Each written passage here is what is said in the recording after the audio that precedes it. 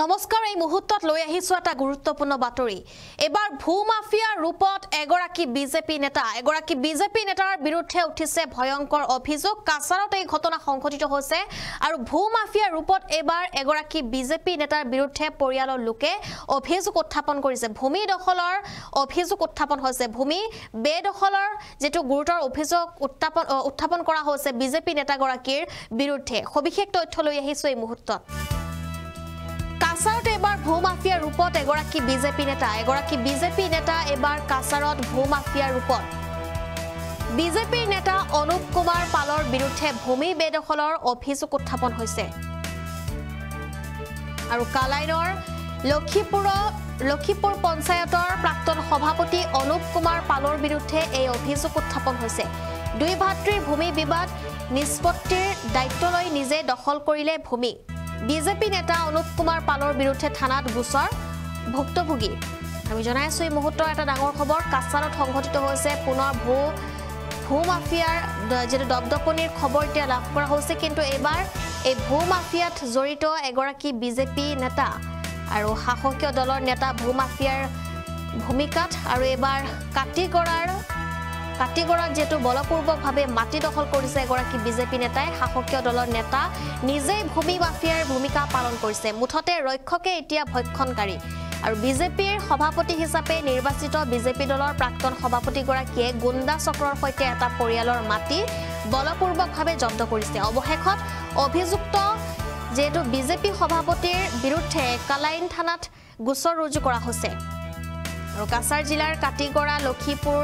বিজেপিৰ প্ৰাক্তন সভাপতিগৰাকীয়ে বিবাদ নিষ্পত্তিৰ অজুহাতত কৰি বলপূৰ্বকভাৱে মাটি দখল কৰিছে কালাইন লক্ষীপুৰ গাঁৱৰ বাসিন্দা অমিত দাস আৰু সেউটি বাসিন্দাৰ অবনী দাসে কালাইন থানাত প্ৰাক্তন বিজেপি সভাপতি অনুপৰ বিৰুদ্ধে এবাৰ বলপূৰ্বকভাৱে মাটি দখল কৰাৰ এক গুৰুতৰ অভিযোগ উত্থাপন দাখিল কৰিছে আৰু ইফালে বিবাদিত ভূমিৰ সন্মুখত যেটো থিয় হৈ জয়শ্ৰী দাস লগতে অলিৰাণী দাস আৰু অবনী মোহন দাসে দীৰ্ঘদিনে ধৰি যেটো তেওঁলোকে পূৰ্বপুৰুষৰ সম্পত্তিৰ সৈতে কিছু সমস্যাৰ সন্মুখীন হোৱা বুলি অভিযোগ কৰিছে নিখা আউলিৰাণী দাস আৰু অঘনী মোহন দাসে কোনোবাই তেওঁলোকৰ মাটিৰে ভৰাই থকা খবৰ লাভ কৰিছে তেওঁলোকৰ যি মাটি আছিল সেই মাটি দখল কৰি মাটিৰে সম্পূৰ্ণৰূপে ভৰাই থকা কথা উল্লেখ কৰিছিল আৰু অৱশেষত অসহায় হৈ অভিযোগ উত্থাপন কৰি কালাইন থানাত এজাহাৰ দাখিল কৰা হৈছে অভিযোগ লাভ কৰাৰ লগে লগে কালাইন আৰক্ষী ঘটনাস্থলীত উপস্থিত হৈ যেটো সেই মাটি ভৰুৱা কাম বন্ধ কৰিছে বুলি জানিব পৰা গৈছে আৰু এই ঘটনা সন্দৰ্ভত বিজেপিৰ প্ৰাক্তন সভাপতি অনুপ পালৰ পৰা কোনো প্ৰতিক্ৰিয়া বৰ্তমানলৈকে পোৱা হোৱা নাই কিন্তু যি লোকৰ মাটি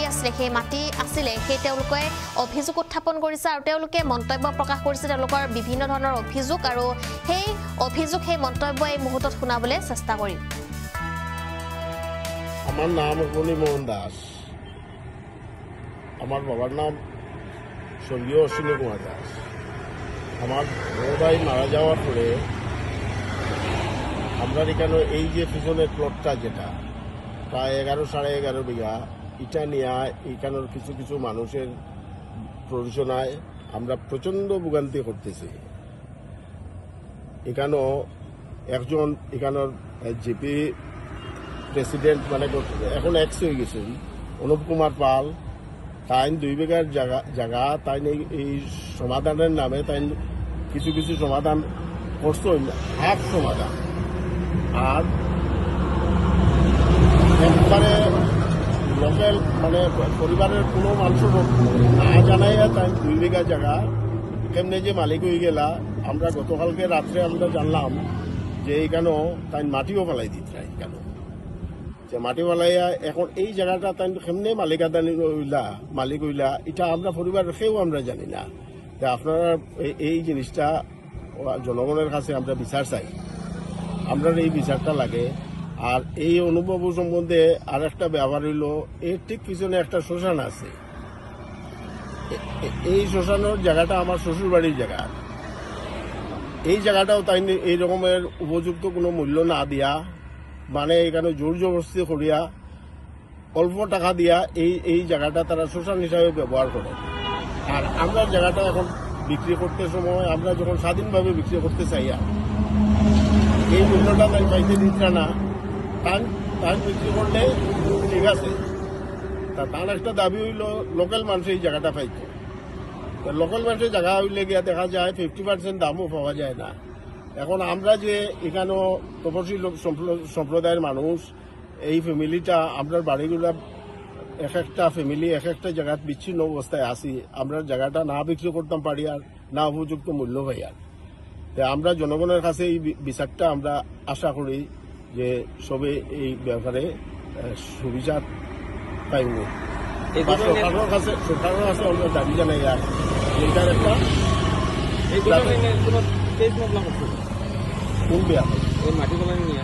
মাটি পালানের ব্যাপারে আমরা তো কিছু জানি না। আমরা 2 বিঘার জায়গার এখানেও আমরা বিক্রির লাগে আমরা চেষ্টা করি, আর শুধু 2 বিঘা নাই, আমরা সম্পূর্ণ প্লটটা তাই এই প্লটটা বিক্রি করতে তাই আমরা বিভিন্ন সময় বাধার সৃষ্টি করা। তাই এখানেও বিভিন্ন মানুষ লেলাইয়ে দিচ্ছেন, তাই এখানেও তারা বিভিন্ন রকমের বাধার সৃষ্টি করেন আর বিক্রিও করতে পারি না। এর ভিতরে এই গতকালকে রাত্রে যখন টাইম গিয়ে দেখা গেছে আমরা খবর হইলাম যে 2 বিঘা জায়গার টাইম এখানেও করছে, তাই এখানেও আলাদাও করছেন করিয়া মাটি উঠি ফেলাই দিতরা। তখন আমরা কিতা করছি, বাধ্য হয়ে গিয়া আমরা পুলিশের কাছে গিয়া FIR আমরা করছি। এই যে অনুপ বাবুর এগেনস্টে, অনুপ কুমার পাল, ex-GB প্রেসিডেন্ট।